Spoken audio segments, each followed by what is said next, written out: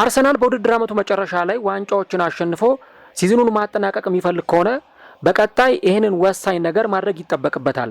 በተለይም ደግሞ በእንግሊዝ ፕሪሚየር ሊግ እና በአውሮፓ ቻምፒየንስ ሊግ ውድድሮች ላይ ከፊት ለፊቱ ለሚጠብቁት ወሳኝ ጨዋታዎች የመሃል ሜዳውን የግድ ሮቴት ማድረግና ተጫዋቾችን ማፈራረቅ ይጠበቅበታል።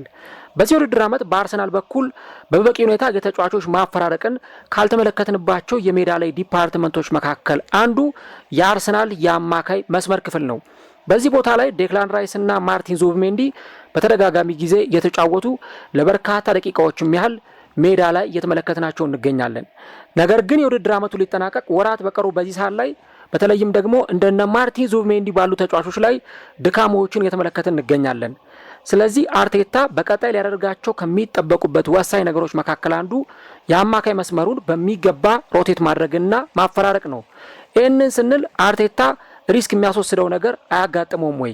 ከዚህም በተጨማሪ ተጫዋቾችንስ እያፈራረቀ በመሃል ሜዳው ላይ መጠቀም አለበት ብለን ካልን የትኞቹንስ ተጫዋቾች በቋሚነት ሊጠቀም ይችላል?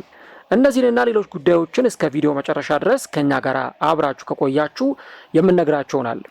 ሰላም ጤና ይስጥልን። የተወደዳችሁና የተከበራችሁ ውድ የቻናላችን ተከታታዮች እንዴት ናችሁልን? እግዚአብሔር ይመስገን እኔ በጣም ደህና ነኝ። የምትገኙት አራዳ ሜዳ ኦፊሻል ዩቲዩብ ገጻችን ላይ ነው።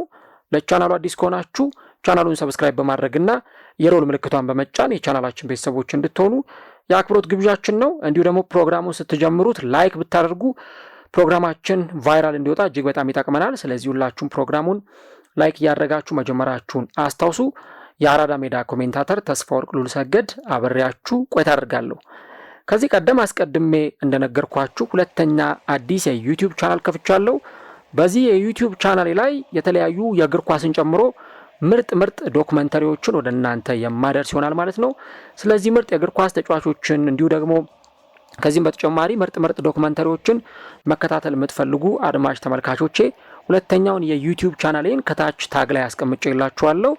እንግዲህ እንደ ትብብርም ይህንን ጥያቄ ካቀረብኩ በኋላ ብዙ የአራዳ ሜዳ አድማጮች እና የኔ ፕሮግራም ተከታታዮች ምንም ችግር የለውም ተስፍሽ እያላችሁ ቻናሉን ሰብስክራይብ እያደረጋችሁ ብዙ ቤተሰብ እንዲኖረው እያደረጋችሁ ነው የምትገኙትና ይህ ቢሃይንድ ዘ ቬል ወይም ከመጋረጃ በስተጀርባ የተሰኘው ቻናሌን ሰብስክራይብ እያደረጋችሁ ቤተሰብ የሆናችሁ ስለሆነ እጅግ አድርጌ ከልብ አመሰግናለሁ። አሁንም አብሮነታችን ይቀጥል። ቢያንስ በአጭር ጊዜ ውስጥ 1000 ሰብስክራይበር እንዲገባና የዩቲዩብ መስፈርትን እንዲያሟላ ሁላችሁም የኔ ቤተሰቦች ቻናሉን ሰብስክራይብ በማድረግ ቤተሰብ እንድትሆኑ ጋብዛለሁ። ለማያቋርጥ ድጋፋችሁ ደግሞ እጅግ አድርጌ ከልብ አመሰግናለሁ። በዚህኛው ፕሮግራማችን ክፍል ደግሞ የአርሰናልን ጉዳይ የምንመለከት ይሆናል። እንግዲህ የሰሜን ለንደኑ ክለብ አርሰናል አሁን በወሳኝ ምዕራፍ በወሳኝ ሰዓት ላይ ቆሞ በቀጣይ የሚደረጉትን ወሳኝ ጨዋታዎች ለማከናወን ራሱን በሜንታሊቲ በተጫዋቾች ስነ ልቦና በአካል ብቃት ረገድ እያዘጋጀ የሚገኝ ክለብ ነው። አሁን እንግዲህ አርሰናሎች የአንድ ሳምንት ረፍት ሲያገኙ ከረጅም አድካሚ ጉዞ በኋላ ነው አርሰናሎች የአንድ ሳምንት ረፍት ያገኙት። እንግዲህ ይሄ የአንድ ሳምንት ረፍት ማለት ለአርሰናሎች ምን ያክል በጉጉት ሲጠብቁት የነበረ ጉዳይ እንደሆነ ምናልባት አይዲያው ላይ ኖረን ይችላል። ግን ይቺ አንድ ሳምንት በጣም መሰረታዊ የምትባል አንድ ሳምንት ነች ለአርሰናሎች። እንግዲህ በባለፉት ጥቂት ሳምንታት ምናልባት እኔም ማስታውሰው አንዴ ነው አርሰናል በሳምንት አንድ ቀን ረፍት አድርጎ የነበረው። ከዛ በስተቀር ግን ካራቦ ካፕ ደርሶ መልስ ጨዋታዎች፣ ፕሪሚየር ሊግ አሁንም እንደገና በ3 ቀን ልዩነት በ2 ቀን ልዩነት የፕሪሚየር ሊግ ጨዋታ፣ ካራቦ ካፕ ደርሶ መልስ፣ ኤፍኤ ካፕ እጅግ በጣም አድካሚ የሆነ ሲዝን ነው አርሰናሎች እያሳለፉ የሚገኙት። ገና አሁን ሲዝኑ ሳይጠናቀቅ ገና እንግዲህ የ3 ወር ጊዜ ይቀረዋል። ኦልሞስት 3 ወር እንኳን አይባልም 2 ወር ከምናምን ነው የሚቀረው። በዚህ ጊዜ ውስጥ ግን አርሰናል አሁን ከዚህ በኋላ የሚያደርጋቸው ጨዋታዎች ለብቻቸው የአርሰናልን ተጫዋቾች ፋቲግና ድካም ውስጥ የሚከቱ ናቸው እና አሁን የአርሰናል ተጫዋቾች ይህንን የአንድ ሳምንት ረፍት እንዴት ባለ ጉጉት ሲጠብቁት እንደነበረ ማሰብ ራሱ የአርሰናል ተጫዋቾች በምን አይነት አድካሚ ሲዝን ውስጥ እያሳለፉ እንደሆኑ በደንብ የምንመለከተው ጉዳይ ነው እና የሲዝን ረፍት እጅግ በጣም አስፈላጊ የሆነበት ጉዳይ ነው። ይቺ አንድ ሳምንት ደግሞ በደንብ ኢነርጂያቸውን አሰባስበው ትንፋሻቸውን ሰብስበው እንደገና ደግሞ ያላቸውን ጉልበት ሪከቨር አድርገው ወደ ሜዳ ለቀጣዮቹ ወሳኝ 3 ወራት ወይም 2 ወር ከ20 ምናምን ቀን ለሚሆን ጊዜ በአራት ውድድር ላይ ለሚያደርጓቸው ወሳኝ ጨዋታዎች ትንፋሻቸውን አሰባስበው ምራቃቸውን ዋጥ አድርገው የሚመለሱባት አንድ ሳምንት ነች። ምናልባት ከዚህ አንድ ሳምንትና ቀጣይ ወር ላይ ከምናገኘው የኢንተርናሽናል ብሬክ በስተቀረ አርሰናሎች ከዚህ በኋላ በበቂ ሁኔታ እረፍት የሚያገኙበት ሲዝን አይኖርም። ስለዚህ ያለው ብቸኛ አማራጭ በእነዚህ ውድድሮች ላይ ኢፌክቲቭ ለመሆን ያለውን ስኳድ በደንብ እያፈራረቁ መጠቀም አንዱ መፍትሄ የሚሰጥ ጉዳይ ይሆናል ማለት ነው። እና እንግዲህ በዚህች አንድ ሳምንት እረፍት ውስጥ ብዙ አይነት ነገሮችን ልንመለከት እንችላለን። ግን ራሱ አርቴታም ከዚህ በፊት ተደጋጋሚ ጥያቄዎች ሲቀርቡለት ነበረ። ምንድን ነው የምታሰራቸው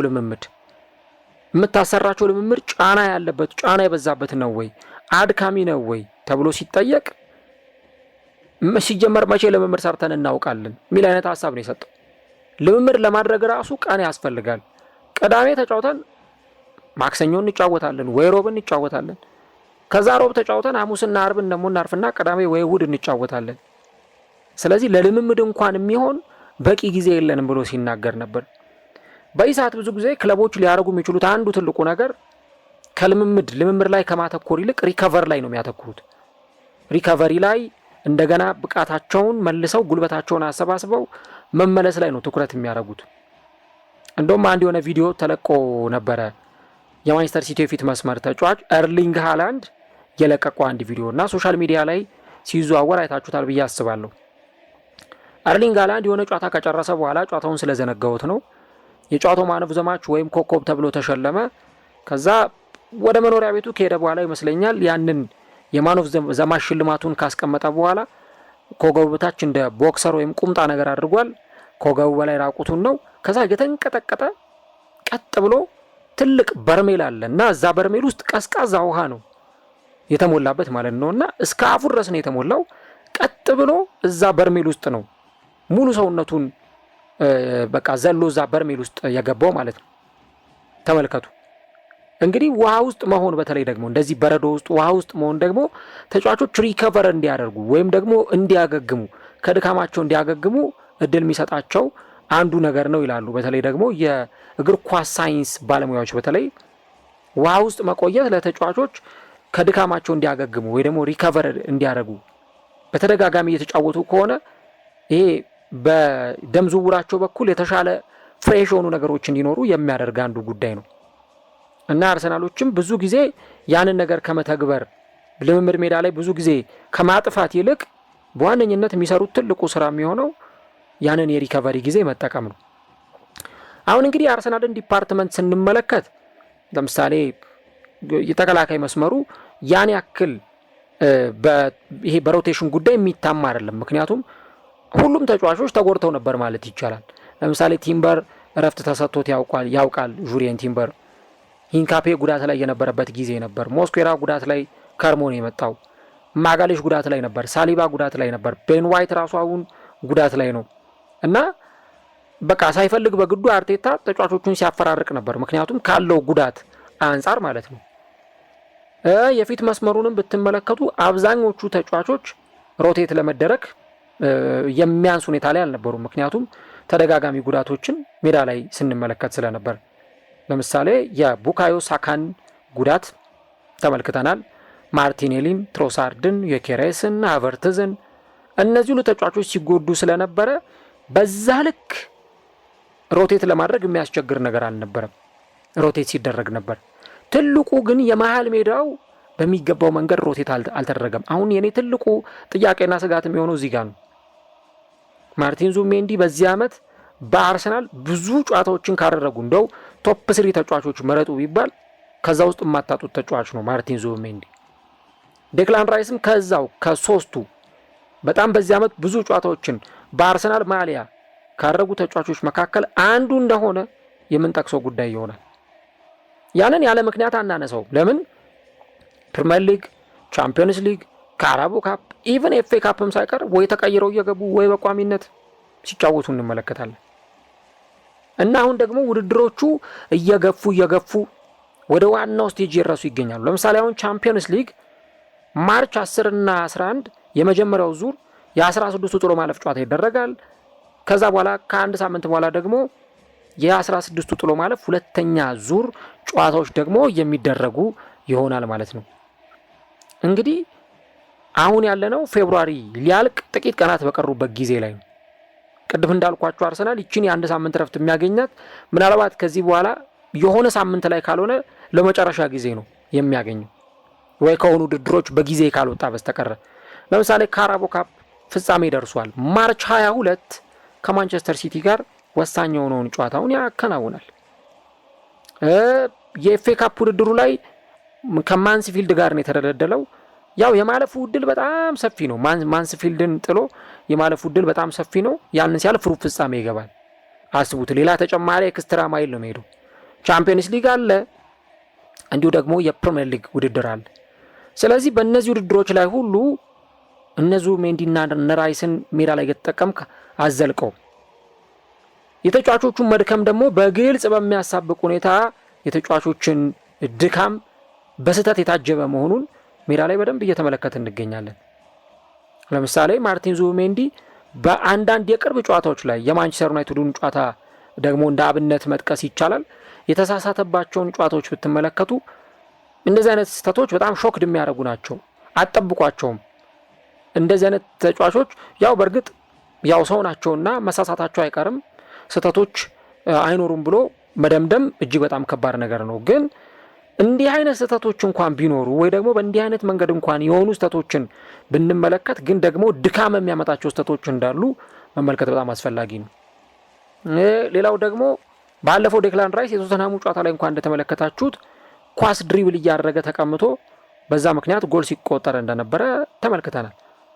ስለዚህ የተጫዋቾች መዳከም፣ በተለይ ደግሞ ሁለቱ ተጫዋቾች ያለምንም እረፍት በተደጋጋሚ ጊዜ የተጫወቱ ነው። እኔ አርቴታ ላይ አንድ የማይበት ትልቁ ችግር ኢቨን ጨዋታዎቹን እንኳን የጨረሰ መስሎ የሚሰማለኛ 75ኛው ደቂቃ ላይ 80ኛው ደቂቃ ላይ 2-0 ወይ 3-1 እንኳን እየመራ በፍጹም ተጫዋቾቹን መቀየር፣ በቃ ተጫዋቾቹን ቀይሮ ማስወጣት አይፈልግም። በቃ እስከ መጨረሻው ደቂቃ ድረስ ተጫዋቾቹን እያጫወተ ነው የሚቀጥለው። ሳካ ለምሳሌ ባለፈው 90ኛው ደቂቃ ላይ ነው ተቀይሮ ተጎድቶ ማለት ነው። እና ካልተጎዱ በስተቀረ ተጫዋቾቹን በቃ በጊዜ ቀይሮ ለማሳረፍ የሚያስብበት ሁኔታ የለም። ለዛ ነው አሁን የመሃል ሜዳው በደንብ ሮቴሽን ይፈልጋል እያልኩ ያለሁት። በተለይ ዙቢሜንዲና ዴክላን ራይስ ያለ እረፍት እየተጫወቱ የሚገኙ ተጫዋቾች ናቸው። አርሰናል ደግሞ የእነዚህን ተጫዋቾች አገልግሎት በቀጣዮቹ ወሳኝ ጨዋታዎች ላይ ይፈልጋል። ስለዚህ የእነዚህን ወሳኝ ተጫዋቾች አገልግሎት አርሰናል በቀጣይ የሚፈልግ ከሆነ ያለምንም ዳውት እነዚህን ተጫዋቾች ሜዳ ላይ በደንብ እያፈራረቀ ሌሎች ተጫዋቾችን ደግሞ በእነሱ ቦታ እየተካ ማጫወት ይኖርበታል። ሪስክ አለው፣ ግን ደግሞ ያን ሪስክ መውሰድ ይጠበቅበታል ነው የኔ ነጥብ። ለምሳሌ ምን አይነት ተጫዋቾች አሉ መሃል ሜዳው ላይ የሚለውን ነገር ስንመለከት እንግዲህ አሁን ኦደጋርድ ከጉዳት ተመልሷል። ባለፈውም ተቀይሮ ገብቶ ሲጫወት ስንመለከተው ነበረ። ዊችዝ በጣም ጥሩ ነው፣ እንደገባ አሲስት አድርጓል ምናምን። ከዚህ በተጨማሪ ደግሞ ኤበረቺዜ በዚህ ቡድን ውስጥ አለ። ካይ ሃቨርትዝም ለቼልሲው ጨዋታ ይደርሳል ተብሎ ይጠበቃል። ቢያንስ በአርሰናል የዚህ የመሃል ሜዳ ቦታ ላይ እነዚህን ጥሩ አማራጮች ማግኘት ይችላል፣ ከፊት በሚጫወቱት ተጫዋቾች ዙሪያ ማለት ነው። ስለዚህ የሆነ ጨዋታ ላይ እንደ ተጋጣሚው ይወሰናል። ለምሳሌ ለበርንሌይ እና ለቼልሲ ወይ ደግሞ ለማንቸስተር ሲቲ እና ለብራይተን ወይ ለቦርንመዝ ተመሳሳይ አይነት ጌም ፕላን ላይኖር ይችላል። ስለዚህ የሆነ ጨዋታ ላይ ኦደጋርድ ቋሚ የሚሆን ከሆነ ቀጣዩ ጨዋታ ላይ ደግሞ ኤበረቺዜን፣ ቀጣዩ ጌም ላይ ደግሞ ካይ ሃቨርትዝን እንደዚህ ተጫዋቾቹን እያፈራረቀ መሃል ሜዳውን በደንብ ሮቴት ማድረግ ይጠበቅበታል። የዙቢሜንዲና የራይስን ጉዳይ በተመለከተ ግን ሜሪኖ ያው ስለተጎዳ ያለው ብቸኛ አማራጭ አሁን በተለይ ደግሞ የእነዚህን ተጫዋቾች ለመተካት ክርስቲያን ኖርጋርድ ነው። ስለ ክርስቲያን ኖርጋርድ እኔ ፕሮግራም ሰርቼላችኋለሁ ከዚህ በፊት። ለምን አርቴታ እንደማያሰልፈው እኔም አይገባኝም። ግን ደግሞ ስለ ክርስቲያን ኖርጋርድ የሚወጡ ዘገባዎችን እና ሀተታዎችን ስትመለከቱ አንድ የምትረዱት ነገር መልበሻ ክፍሉን የሚመራ በጣም የሚናገር ለወጣት ተጫዋቾች በደንብ ተነሳሽነትን እየፈጠረ የሚገኝ ተጫዋች ነው። አርቴታ እያሰለፈው አለመሆኑ እስካሁን ድረስ እጅግ በጣም የሚያስገርም ነው። ያውም ልምድ ያለው ተጫዋች ግን ደግሞ በበቂ ሁኔታ እያሰለፈው ያልሆነ ልጅ ነው። አሁን ግን አርቴታ ፈለገም አልፈለገም ወደደም ጠላም ክሪስቲያን ኖርጋርድን መጠቀም የሚጠበቅበት ግዴታው የሆነበት ሰዓት ላይ ደርሷል። አለበለዚያ አሁን እነ ዙቢሜንዲ ላይ የሚታየው መዳከም እነ ዴክላን ራይስ ላይ አንዳንዴ እኮ ፊታቸው ራሱ እኮ ይነግራቸዋል።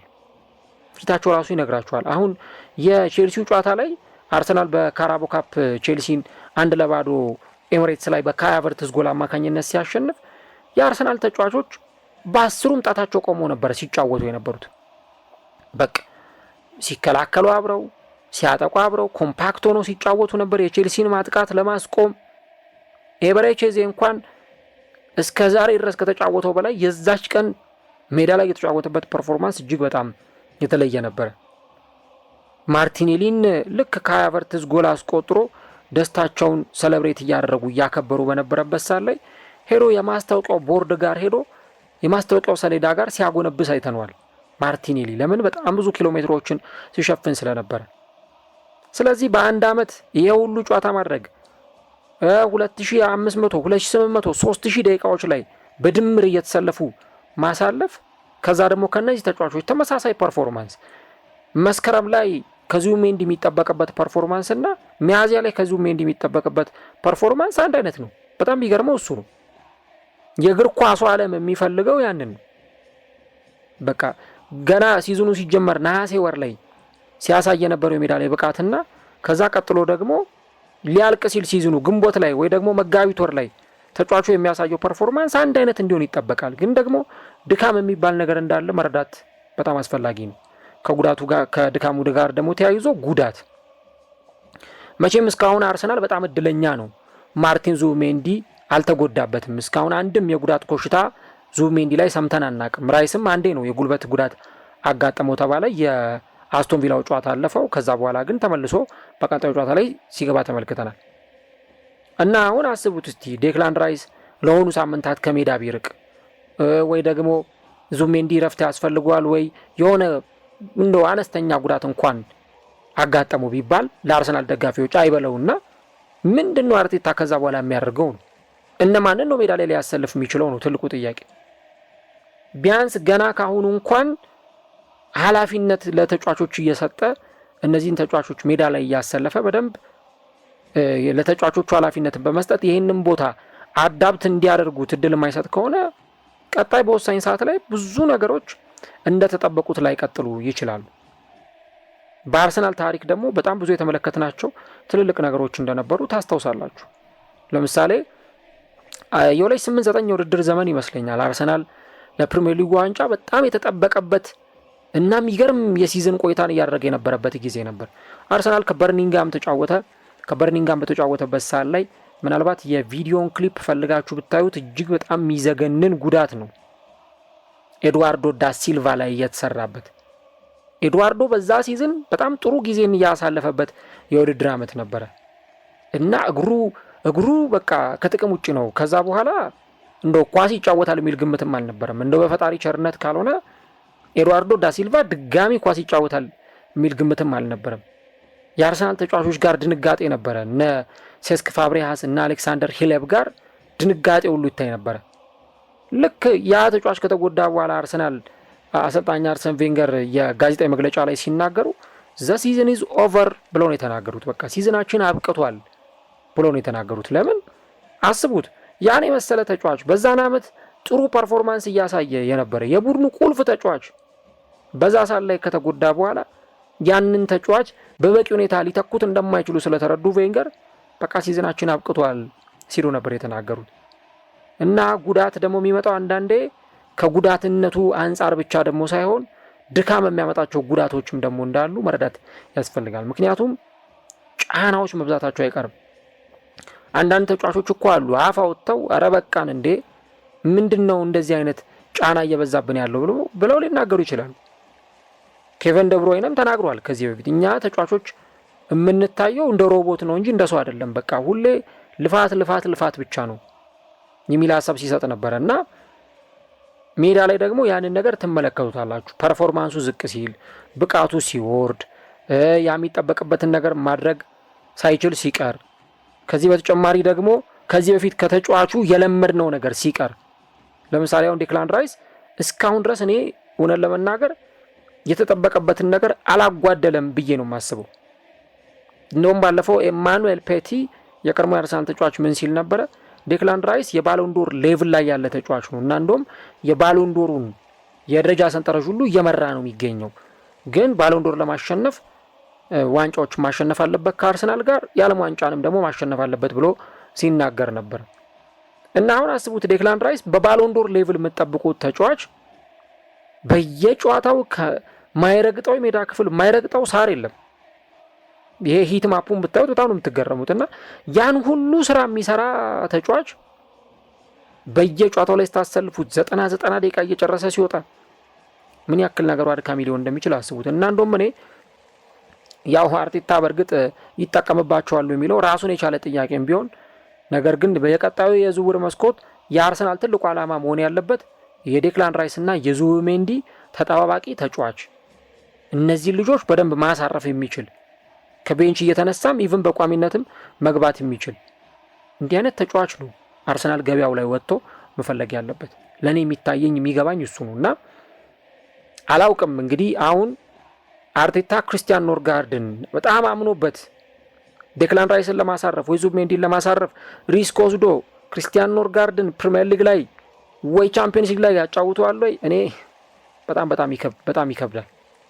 ግን እነ ዴክላንን እና እነ ማርቲን ዙቢሜንዲን በፐርፎርማንሳቸው ልክ ጉልበታቸውን እየቆጠበ ሚኒማይዝ እያደረገ መጠቀም የሚፈልግ ከሆነ በብቃታቸው ልክ እስከ መጨረሻው የፕሪሚየር ሊግ ሳምንት እስከ መጨረሻው የቻምፒየንስ ሊግ የኤፍኤ ካፕ እና የካራቦ ካፕ ውድድር ላይ እንዲቆዩለት የሚፈልግ ከሆነ የግድ ይሄን ስኳድ በሚገባው መጠን ሮቴት ማድረግ ይኖርበታል ማለት ነው።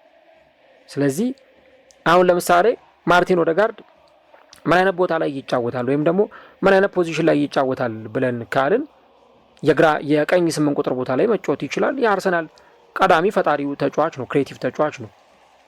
ዴክላን ራይስ በ6 ቁጥር ቦታ ላይ ከዙቢሜንዲ ጋር መጣመር ይችላል። በ8 ቁጥር ቦታ ላይ በግራ 8 ቁጥር ወይም ሌፍት ነምበር 8 ላይ መጫወት የሚችል ተጫዋች ነው። ሜሪኖ ያው እንደምታውቁት ጉዳት ላይ ነው። እንግዲህ መቼ ይመለሳል የሚለውን ኤግዛክት የጨዋታ ጊዜው አይታወቅም፣ ግን ለወራት ከሜዳ የራቀ ተጫዋች ነው።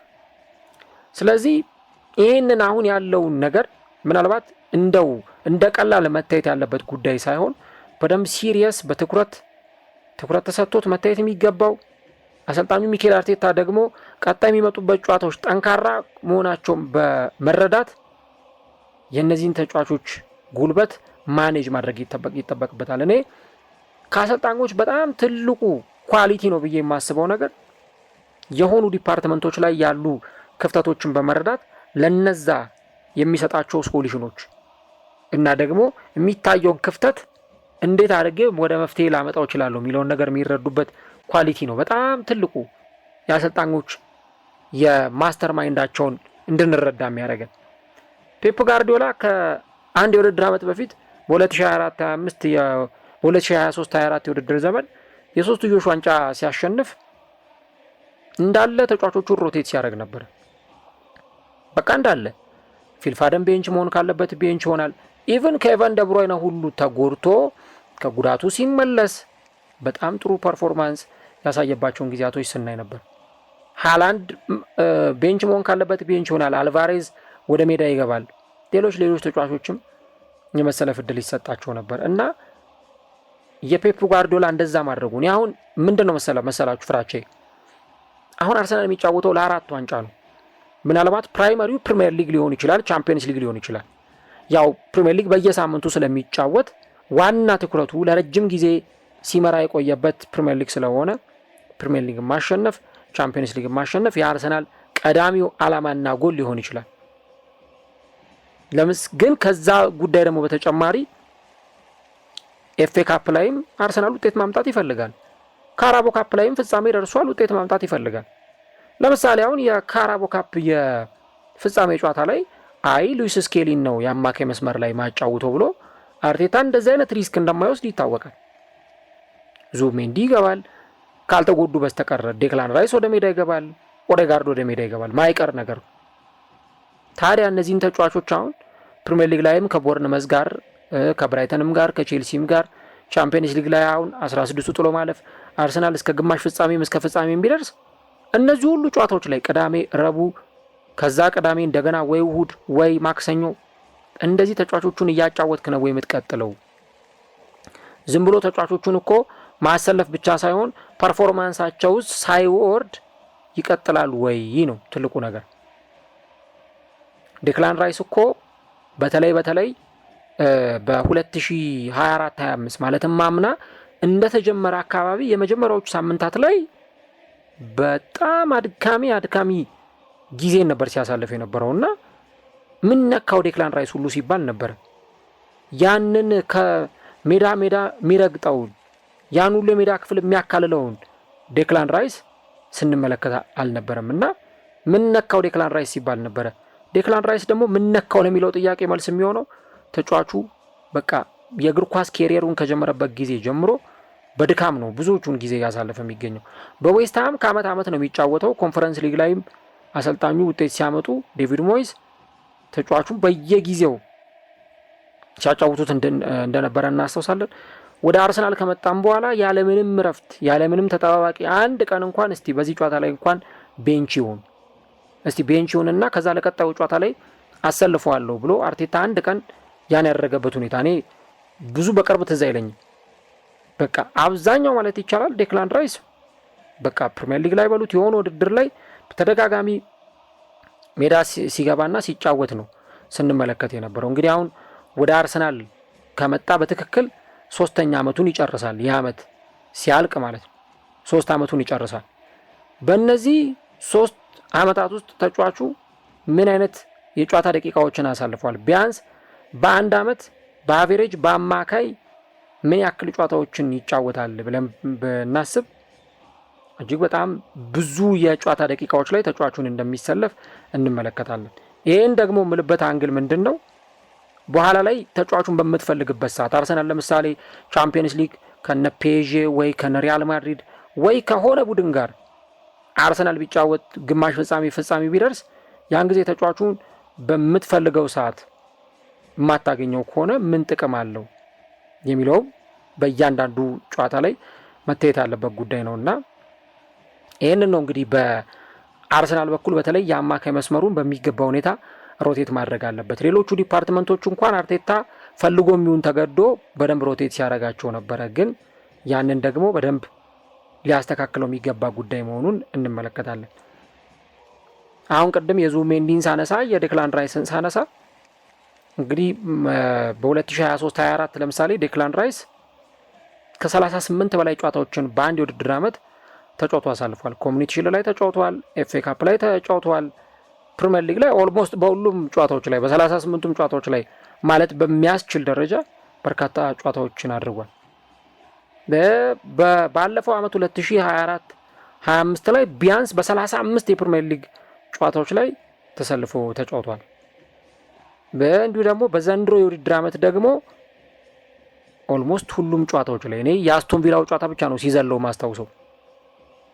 ከዛ በኋላ ቻምፒየንስ ሊግ በሉት ካራቦ ካፕ በእያንዳንዱ ጨዋታዎች ላይ ሲጫወት የምናየው ተጫዋች ነው እና እንግዲህ ገና ወደ አርሰናል ከመጣ በጥቂት ጊዜ ውስጥ እንኳን ያንን ቁጥር አልፎት ሄዷል። 70-80 ቢባለውን ቁጥር ተጫዋቹ አልፎት ሄዷል እና በደንብ እነዚህን ተጫዋቾች ሮቴት አርቴታ ካደረገ አንዱ የማሸነፊያ ብልሃት 3 ዋንጫ ላይ የሚጫወት አሰልጣኝ እንደመሆኑ መጠን ይሄ ኢንቪዚብል የምትሉት አይነት ወይ ደግሞ ትሪብል ለመስራት 3 ዋንጫ 4 ዋንጫ ለመስራት የስኳዱ ጥንካሬ ብቻ አይደለም ያለው ነገር።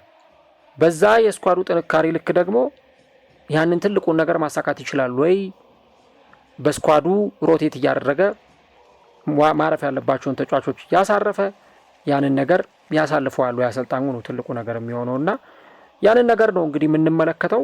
እስቲ እናንተስ ምን ሀሳብ አላችሁ? በተለይ የአርሰናልን የስኳድ ማኔጅመንት በተመለከተ አርቴታ በዚህ ዓመት ብዙ ጥያቄ አይነሳበትም፣ ግን ጥቂት ከሚነሱበት ጥያቄዎች መካከል አንዱ በሚገባ ሁኔታ ለተጫዋቾች ረፍት አይሰጥም፣ ተጫዋቾቹን በሚገባ ሁኔታ ሮቴት አያደርግም የሚለው ነው። ግን ይሄ አማካይ መስመር ፈለገም አልፈለገም አርቴታ ወደደም ጠላም ማኔጅ ማድረግ የሚጠበቅበት ትልቁ ዲፓርትመንት ነው እና በቂ የሆኑ አማራጮች አሉት።